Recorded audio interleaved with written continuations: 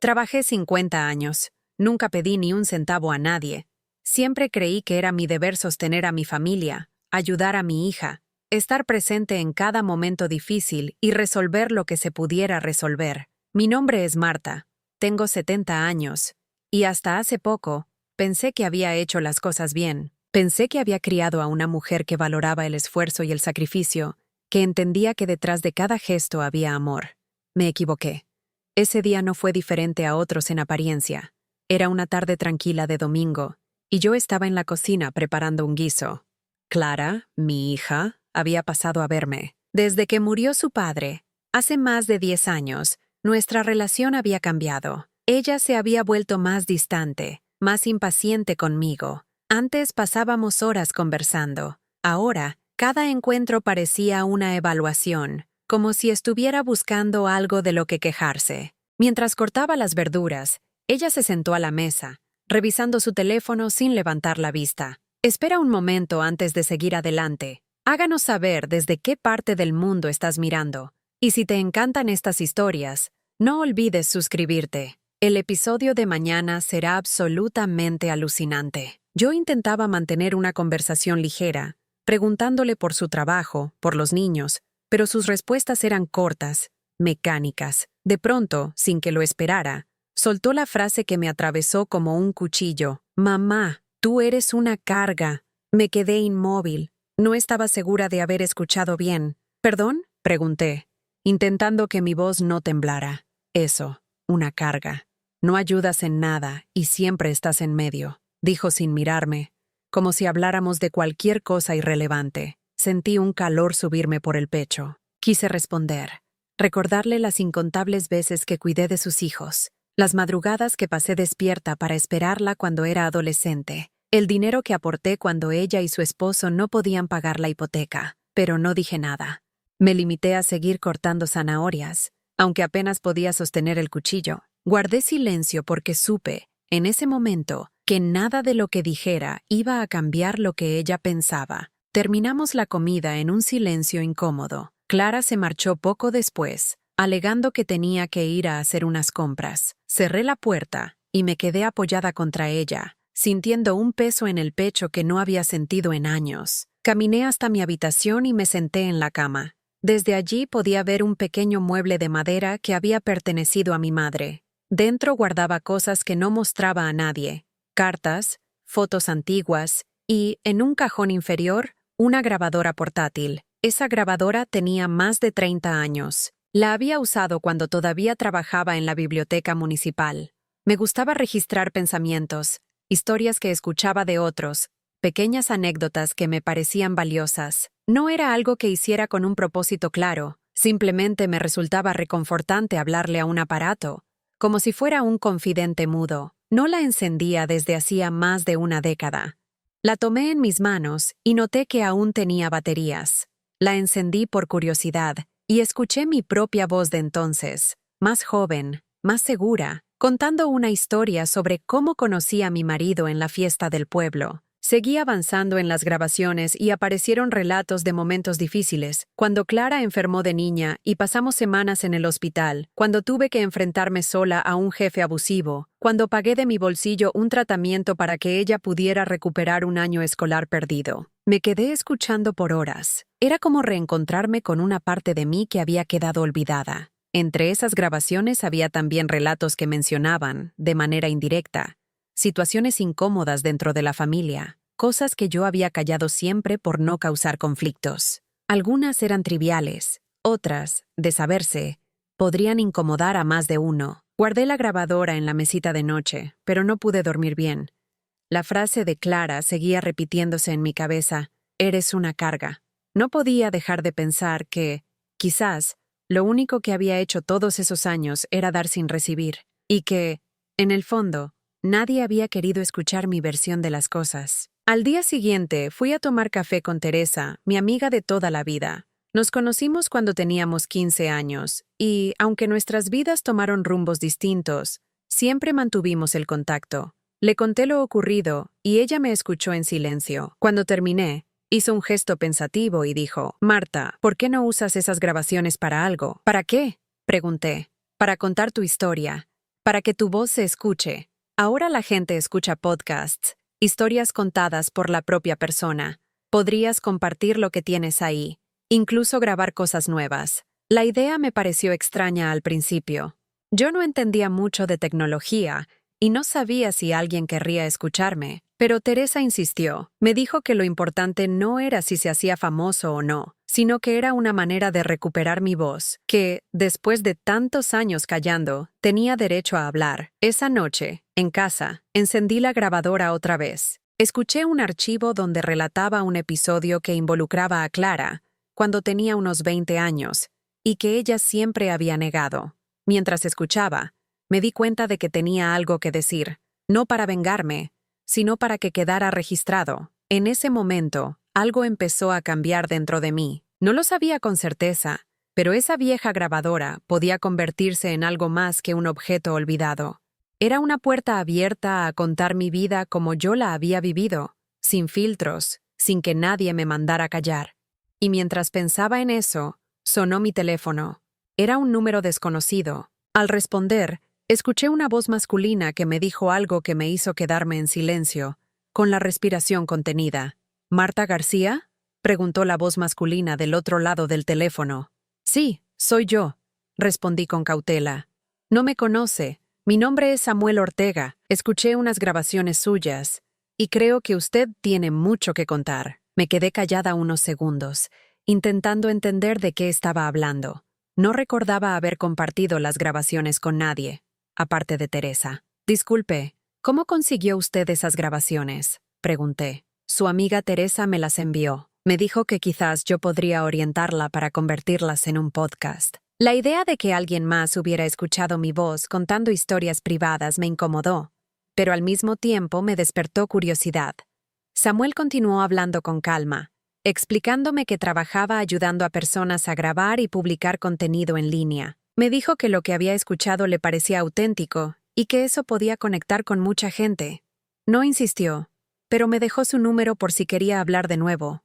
Colgué el teléfono y me quedé sentada en la cocina, mirando la mesa vacía.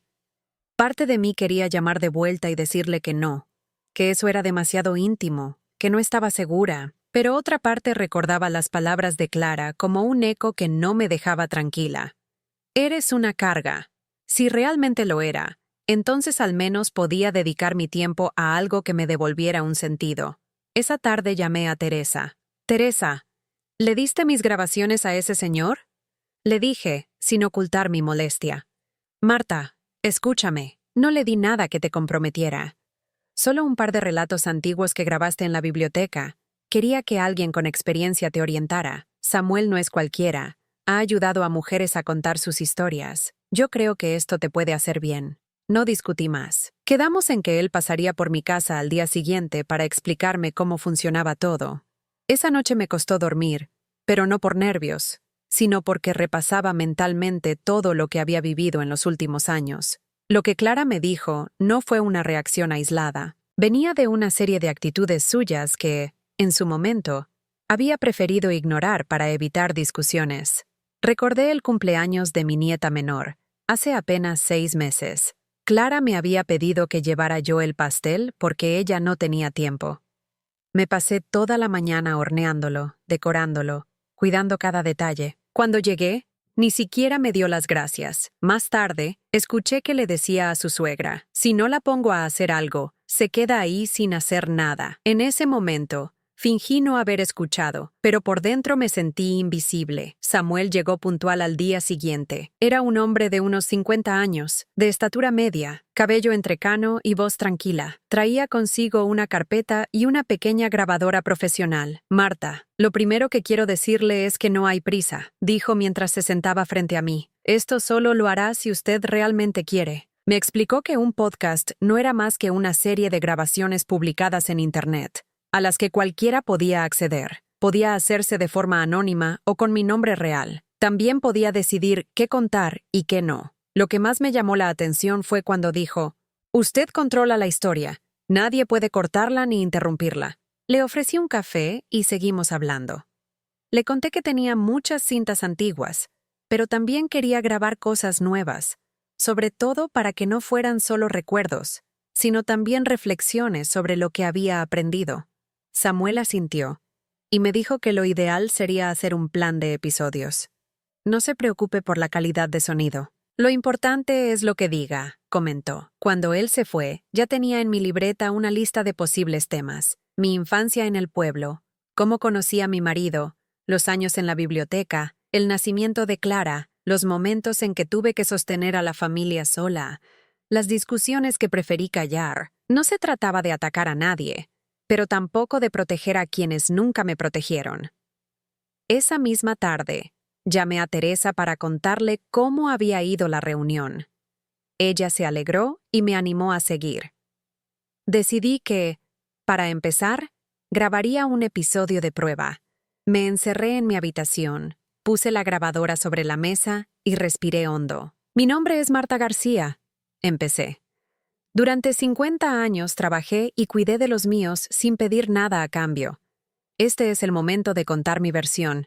Hablé durante casi 20 minutos, sin guión. Conté anécdotas de mis primeros años de matrimonio, de cómo aprendí a estirar el dinero para que alcanzara, de cómo, cuando Clara nació, juré que siempre estaría ahí para ella. No fue un relato de quejas, pero sí de realidades que nunca se mencionaban. Cuando terminé, escuché la grabación. No sonaba perfecta, pero tampoco importaba. Era mi voz, con sus pausas y su tono firme.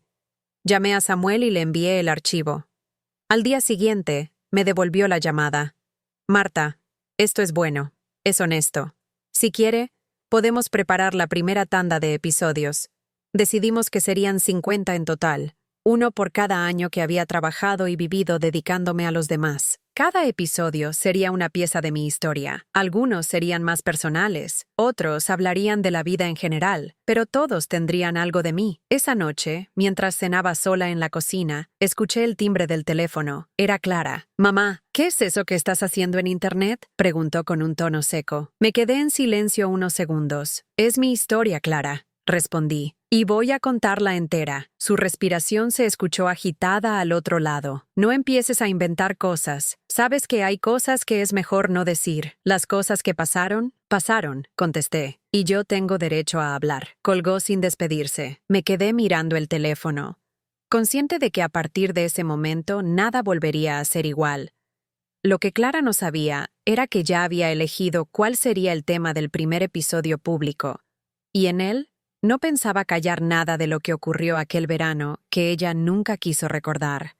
El verano que Clara nunca quiso recordar había sido en 1998. Yo lo tenía grabado en mi memoria y también en mis cintas antiguas. Fue un año difícil. Mi marido acababa de perder su empleo y yo sostenía la casa con mi trabajo en la biblioteca. Clara, con 20 años, había empezado a juntarse con un grupo de personas que no me inspiraban confianza. Una noche, desapareció hasta el amanecer y regresó con la ropa sucia, oliendo a alcohol. Cuando le pregunté qué había pasado, me gritó que no era asunto mío. Días después, recibí una llamada de la policía. Habían encontrado su bolso en un coche involucrado en un accidente. No hubo consecuencias legales porque el dueño del coche asumió toda la responsabilidad, pero ese episodio marcó un antes y un después entre nosotras. Desde entonces, Clara hizo todo lo posible por borrar ese verano de su historia. Yo no buscaba humillarla, pero esa experiencia, y otras parecidas, eran parte de mi vida, de las preocupaciones que cargué sola. Samuel me había dicho que los oyentes conectaban con las historias reales, sin adornos, y que lo importante era ser honesta. Así que decidí que ese sería el primer episodio público de mi podcast. Pasé 2 días preparando lo que iba a decir. No quería que sonara como una venganza, sino como una narración de hechos tal y como ocurrieron. Revisé la grabación que había hecho en los años 90 y tomé fragmentos que pensaba incluir. Mi voz joven contaba con detalles las horas de angustia esperando a que Clara regresara a casa, la llamada de la policía, la forma en que mi marido me pidió que no hiciera preguntas para evitar problemas. Cuando tuve todo listo, llamé a Samuel para que me ayudara a editarlo y subirlo. «Marta», me dijo, «este episodio es fuerte. No nombra directamente a tu hija, pero está claro que se trata de alguien muy cercano. ¿Estás segura?» «Sí», respondí sin dudar. «Es parte de mi vida y tengo derecho a contarla». Grabamos la introducción juntas. Yo comencé diciendo, en este episodio quiero hablar de un verano que marcó mi vida como madre. No lo comparto para señalar a nadie, sino para mostrar lo que significa sostener a alguien que atraviesa momentos difíciles,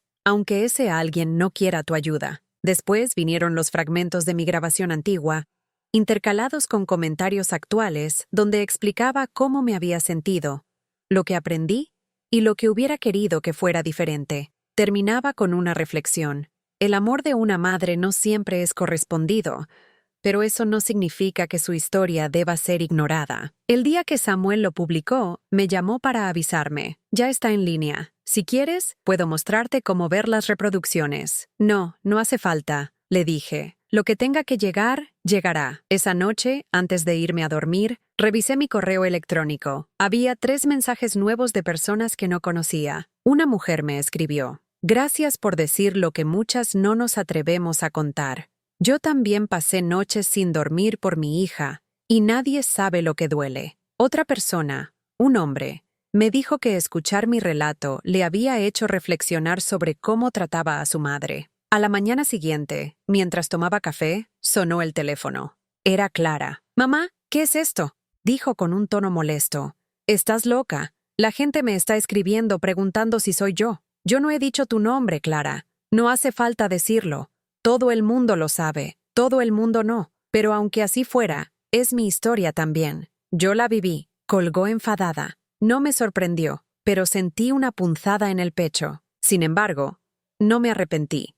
Era la primera vez en muchos años que sentía que mi voz tenía peso. En los días siguientes, el episodio comenzó a circular más de lo que esperaba.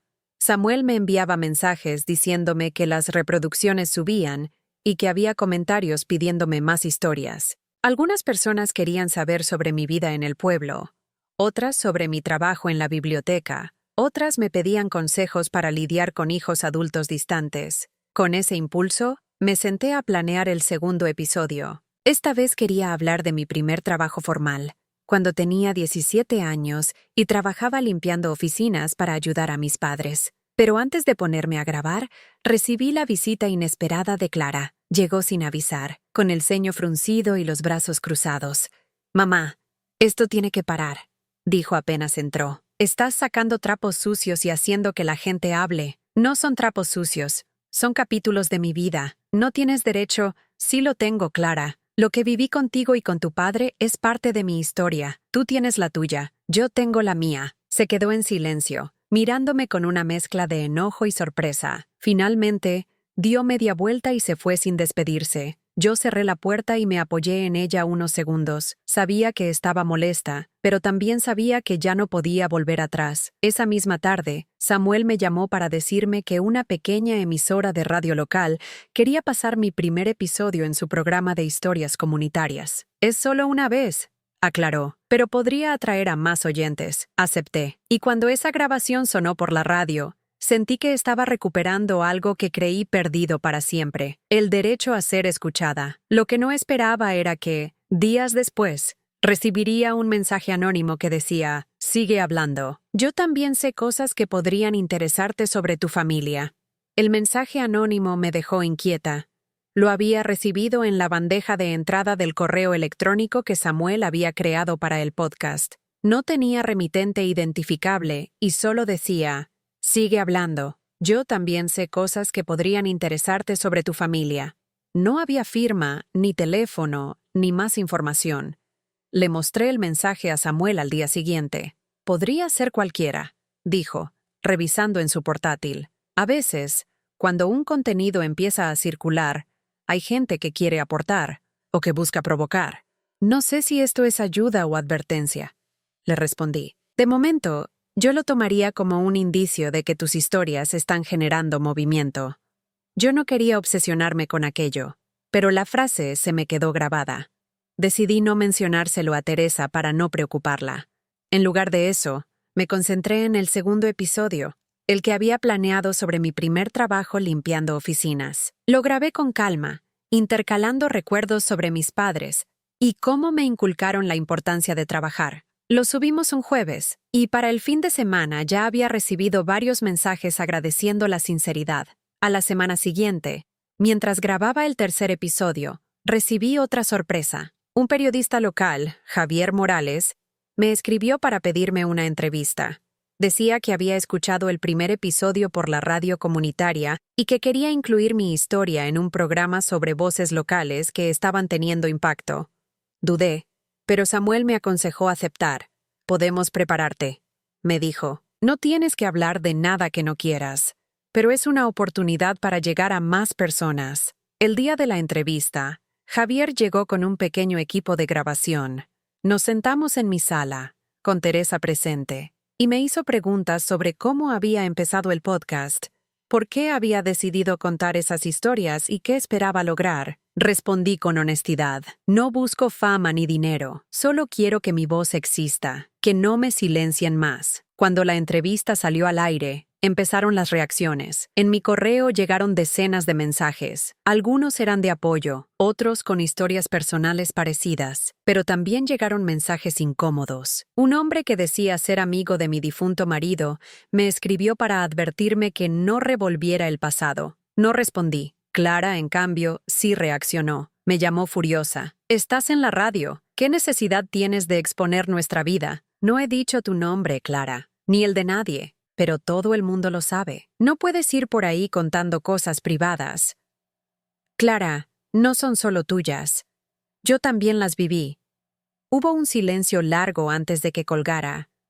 Sabía que estaba enfadada, pero cada vez me importaba menos su aprobación. Por primera vez en mucho tiempo, sentía que estaba haciendo algo por mí. Samuel y yo seguimos trabajando en más episodios. Para el cuarto, decidí contar la historia de cómo, en los años 70, conseguí una beca para un curso de bibliotecaria, algo que me permitió mantener a mi familia durante años. El episodio tuvo buena recepción, y cada vez más gente me escribía diciendo que esperaban con ansias el siguiente. Pero el mensaje anónimo volvió a aparecer. Esta vez fue más específico. «Si quieres saber lo que tu hija y su marido dijeron sobre ti hace 3 años, escríbeme a esta dirección». Me quedé mirando la pantalla un buen rato. Dudaba si responder o ignorarlo. Al final, decidí crear una cuenta de correo aparte y enviar un mensaje breve. «¿Quién es usted y qué quiere decir?». La respuesta llegó al día siguiente con un archivo adjunto. Era un audio grabado en una comida familiar a la que yo no había asistido. Reconocí la voz de Clara y la de su esposo, Luis. Ella decía: «Mamá se cree que sabe todo, pero no tiene idea. Algún día la vamos a mandar a una residencia y que deje de molestar». Luis se reía y respondía: «Sí, y a ver quién aguanta sus historias de mártir ahí dentro». Escuchar eso me dolió más de lo que quería admitir. No era solo la falta de respeto, sino la certeza de que no me veían como parte de su vida, sino como un estorbo. Guardé el archivo y no se lo mostré a nadie, ni siquiera a Teresa. En lugar de detenerme, lo usé como combustible. Decidí que el 5º episodio sería sobre el abandono emocional de los hijos adultos hacia sus padres. No iba a poner nombres, pero sí a describir actitudes que yo había vivido en carne propia. Samuel lo editó con cuidado y lo subimos.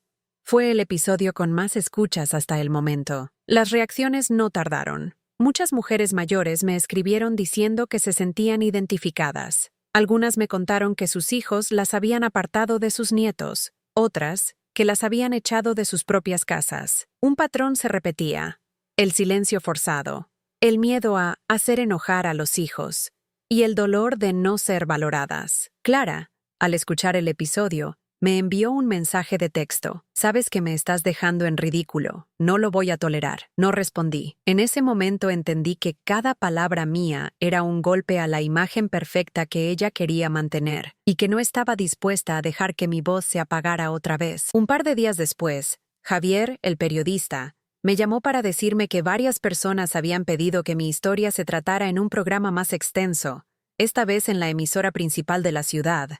Era una oportunidad grande, pero también significaba más exposición.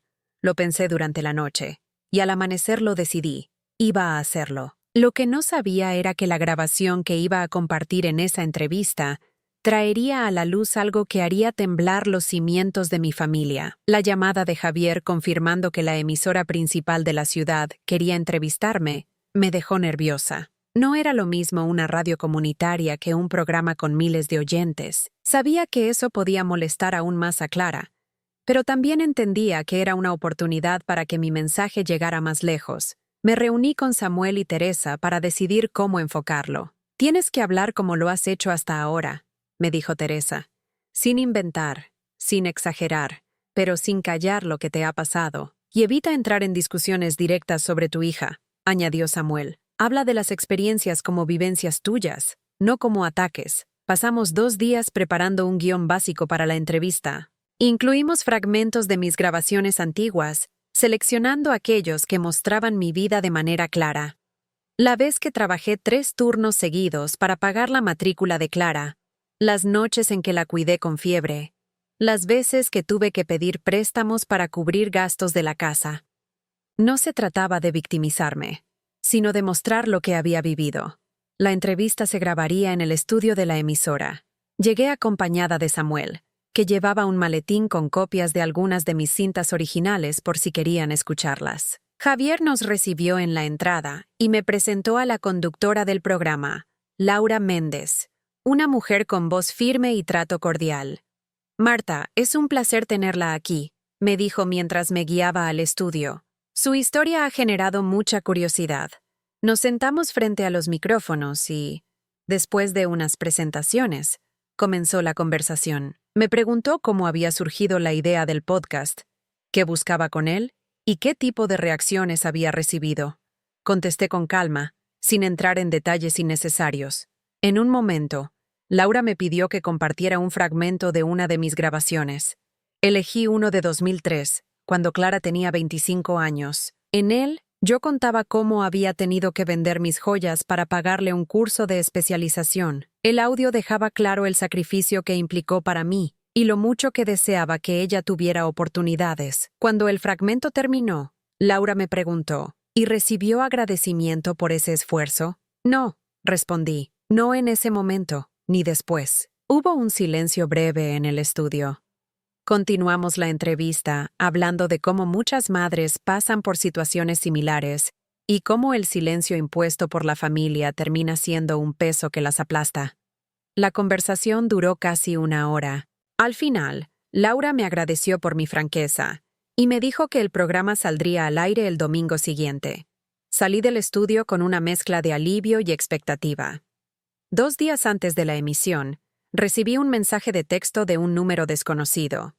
Si sigues, te vas a arrepentir. No respondí, pero lo comenté con Samuel. Es evidente que alguien se siente expuesto, me dijo, pero eso significa que lo que haces está tocando un punto sensible. El domingo, la entrevista salió al aire, y, para mi sorpresa, fue mucho más comentada de lo que esperaba. Recibí decenas de correos y llamadas. Muchas mujeres mayores me decían que se habían sentido representadas, que ellas también tenían historias que contar y que se sentían menos solas al escucharme. Pero también hubo reacciones negativas. Esa misma tarde, Clara vino a mi casa. Entró sin saludar y cerró la puerta con fuerza. ¿Qué demonios crees que estás haciendo?, me gritó. Toda la familia está hablando de esto. Estoy contando mi vida, Clara. Lo que viví. Me estás dejando como una mala hija. Yo no estoy diciendo nada que no haya pasado. Ella me miró con rabia y dijo algo que me dejó helada. Si no paras, voy a asegurarme de que no vuelvas a ver a mis hijos. Se fue antes de que pudiera responder. Me quedé de pie en la sala, sintiendo una mezcla de tristeza y determinación. Podía dolerme su amenaza, pero no estaba dispuesta a ceder. Esa noche, mientras revisaba los mensajes del podcast, encontré uno con un archivo adjunto. El remitente era el mismo que me había enviado el audio de Clara y Luis hablando sobre enviarme a una residencia. El nuevo archivo era un vídeo, grabado en una reunión familiar reciente a la que yo no había sido invitada. En él, Clara decía a otra persona, «Mamá está buscando atención. Toda la vida quiso ser protagonista, y ahora que está vieja, se inventa historias. Ver y escuchar eso no fue fácil. Sin embargo, no sentí vergüenza ni miedo. Lo que sentí fue la confirmación de que estaba haciendo lo correcto al hablar. Le envié el vídeo a Samuel y le dije, «Esto lo voy a usar en el próximo episodio». Él me miró serio, «Va a ser fuerte. Entonces será el más honesto de todos». Lo que no sabía era que este episodio, con ese fragmento incluido, no solo provocaría una tormenta en mi familia, sino que abriría una puerta que yo creí cerrada para siempre. La noche anterior a la publicación del nuevo episodio casi no dormí. Tenía el vídeo guardado en mi computadora, listo para ser incluido. No se veía quién había grabado, pero sí se escuchaban claramente las voces de Clara y de otra persona, hablando de mí con desprecio. Sabía que incluirlo iba a causar un impacto inmediato, pero no estaba dispuesta a suavizar nada. Samuel llegó a mi casa temprano para ayudarme con la edición. Nos sentamos frente a su portátil, él revisando niveles de audio y yo leyendo el guión que había preparado. El episodio empezaba con una introducción breve. Hoy quiero hablar de lo que significa, realmente, ser considerada una molestia por aquellos a quienes más se ha ayudado. No voy a mencionar nombres, pero sí voy a compartir palabras que no fueron dichas a mi cara, aunque llegaron a mis oídos. Después de esa introducción, Samuel insertó el fragmento del vídeo. La calidad del sonido no era perfecta, pero se entendía sin dificultad. Clara diciendo que yo me inventaba historias para llamar la atención y que toda la vida había querido ser protagonista. El otro comentario, que venía de la persona que estaba con ella, era una risa burlona seguida de, bueno, ya encontrará a alguien que la aguante cuando la metamos en un lugar. Terminé el episodio relatando cómo me había sentido al escuchar eso. Hablé de la decepción, pero también de la claridad que me había dado. Durante años, había intentado no incomodar, evitar conflictos, proteger su imagen. Ahora entendía que esa protección no había servido para que me respetaran, sino para que se sintieran con derecho a tratarme como querían. Samuel subió el episodio a la plataforma un viernes por la tarde. Me dijo que, por el tipo de contenido, probablemente tendría muchas reacciones rápidas. Y no se equivocó. A la mañana siguiente, tenía más de 50 correos electrónicos. Algunos eran de apoyo, otros de personas que me contaban experiencias similares, y unos pocos criticaban que lavara la ropa sucia en público. Al mediodía, sonó el timbre. Era Clara. Entró con paso rápido y cerró la puerta de golpe. «¿Cómo te atreves?», me gritó apenas me vio. «¿Estás loca? ¿Sabes lo que acabas de hacer?». «Lo único que hice fue decir la verdad», respondí. «Mentira. Sacaste algo privado y lo hiciste público para humillarme». «Eso que dijiste no era privado, Clara. Era sobre mí. Tengo derecho a saberlo y a responder». Su cara estaba roja de la rabia. Me amenazó con demandarme, con cortar todo contacto y con hacer que todos supieran lo manipuladora que yo era. No respondí. La dejé hablar hasta que, sin decir más, salió de casa dando un portazo. Esa misma tarde, recibí una llamada de Javier, el periodista. «Marta, tu episodio está circulando mucho más allá de la audiencia habitual. Hay gente compartiéndolo en redes y comentando que es un testimonio valiente».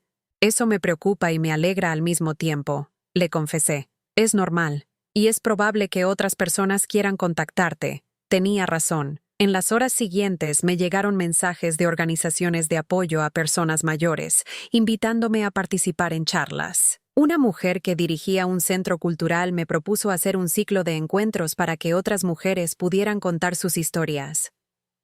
La que más me sorprendió fue una carta física, enviada a mi dirección, sin remitente. El sobre contenía varias fotografías antiguas de mi familia, Clara de niña conmigo en la plaza, mi marido en una reunión y una imagen que no reconocía, donde aparecía él con una mujer que no era yo. En el reverso de la foto había una frase escrita a mano: «No todo lo que callaste te hizo bien». Guardé la carta y las fotos en un cajón. No quería precipitarme, pero era evidente que alguien estaba decidido a que yo siguiera destapando cosas. Mientras tanto, el podcast seguía creciendo. Samuel me mostró las estadísticas. Miles de escuchas en pocos días. «Marta, esto ya no es solo un proyecto personal», me dijo.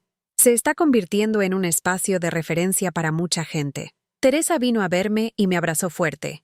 «Estás haciendo algo que pocas se atreven. Pero prepárate, porque cuando dices la verdad, siempre hay alguien que quiere silenciarte». Tenía razón.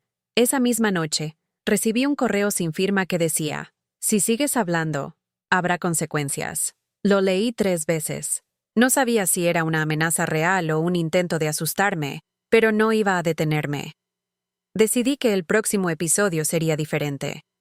No iba a centrarme solo en mi historia, sino también en las de otras mujeres que me habían escrito. Historias de madres a las que se les negaba ver a sus nietos, de mujeres mayores expulsadas de sus propias casas, de años de sacrificio invisibilizado. Cuando le conté la idea a Samuel, él sonrió. Eso va a demostrar que no eres solo una voz aislada, sino parte de algo mucho más grande. Esa noche, mientras revisaba los correos, encontré uno de un remitente que no conocía. El asunto decía, sobre tu hija, Clara. Abrí el mensaje y me encontré con un texto breve. No todo lo que crees saber es cierto. Si quieres pruebas, nos veremos en persona. Te diré cuándo y dónde. Me quedé mirando la pantalla, sintiendo que, pese a todo lo que ya había descubierto, lo más importante todavía estaba por salir a la luz.